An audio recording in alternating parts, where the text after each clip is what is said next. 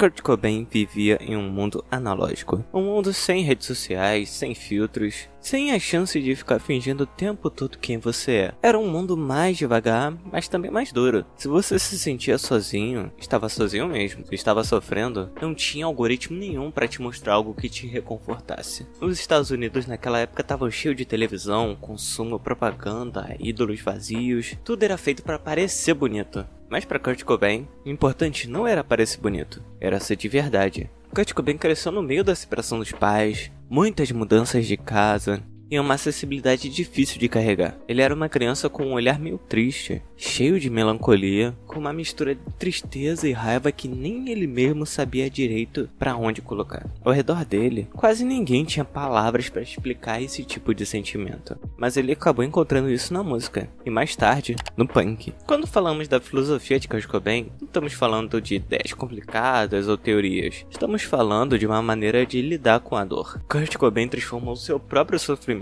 em arte, e essa arte virou um espelho meio desconfortável para toda uma geração. Esse vídeo não é sobre Nirvana, não é sobre grunge, nem exatamente sobre música, é sobre o que estava por trás disso tudo, a forma como Kurt Cobain enxergava o mundo, e sobre como, ao tentar viver sendo fiel a quem ele era de verdade, acabou batendo de frente com uma realidade que não parecia ser feita para pessoas como ele. Para entender o impacto de Kurt Cobain, primeiro precisamos fazer uma pergunta simples. O que é o punk rock? O punk não é só um tipo de música, é mais uma atitude diante da vida. É um grito de rebeldia que não surgiu do nada, mas de muita frustração, de se sentir excluído e de ter a sensação de que ninguém tá te ouvindo. O punk nasce do que a pessoa sente lá no fundo. É a voz de quem se recusa a ser mudado por um sistema que prefere pessoas obedientes e silenciosas. Um sistema que recompensa quem se encaixa e acaba isolando quem é diferente. Por isso, o punk é direto, é cru, é gritar mesmo sem saber cantar, é tocar mesmo sem saber tocar direito, não tem enfeite nem frescura, a ideia é falar aquilo que realmente dói. No punk, o erro, o barulho, o imperfeito fazem parte da estética. Não porque o caos seja bonito, mas porque dentro desse caos existe uma forma honesta de se expressar. O punk é a linguagem de quem se sente que não tem outro jeito de ser ouvido.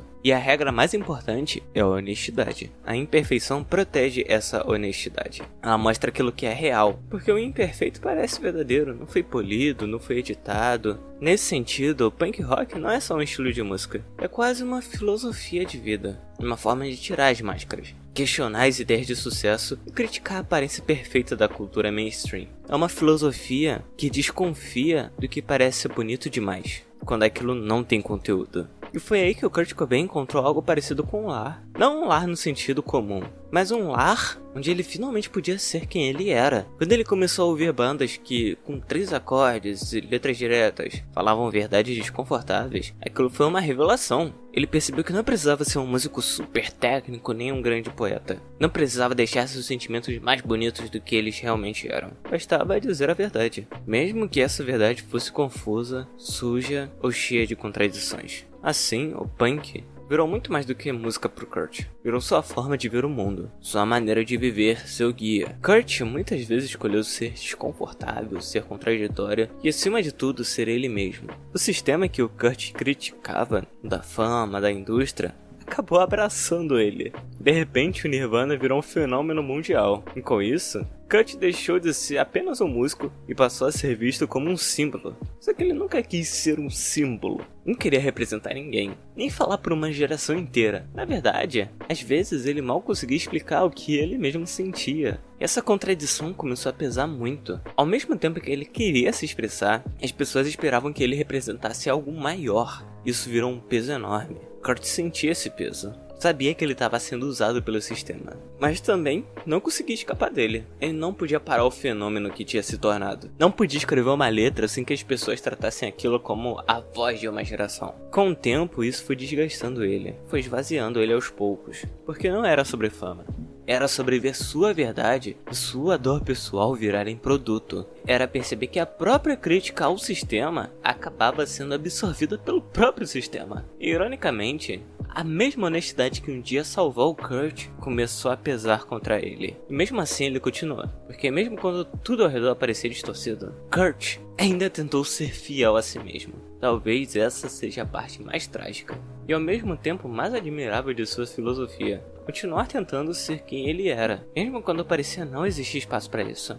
Kurt não deixou uma filosofia escrita, mas a própria vida dele acabou virando uma espécie de manifesto. Ele não escreveu tratados, não deu conferências, nem criou teorias complicadas, não construiu um sistema filosófico. Em vez disso, fez algo talvez mais difícil e tentou viver sendo fiel ao que sentia por dentro. A vida dele virou um exemplo cru da tensão entre ser e parecer, entre viver com sinceridade ou se adaptar tanto ao mundo que no fim a pessoa já nem se reconhece mais. Apesar de tudo, ele transformou sua fragilidade em linguagem, e essa linguagem virou um espelho para muita gente. Ele não só falou sobre o próprio sofrimento, ele transformou esse sofrimento em som, em palavras, em melodias com Nirvana. Isso também é filosofia, mesmo que não pareça filosofia no sentido acadêmico. É sim uma forma de pensar o mundo, de tentar encontrar o sentido no meio do caos. Sim, a história dele é trágica, mas essa tragédia não apaga o que ele foi. Pelo contrário, ela mostra o preço da sensibilidade em um mundo que muitas vezes não sabe lidar com ela. Mostra que viver com coerência tem um custo, e que ser honesto nem sempre protege ninguém.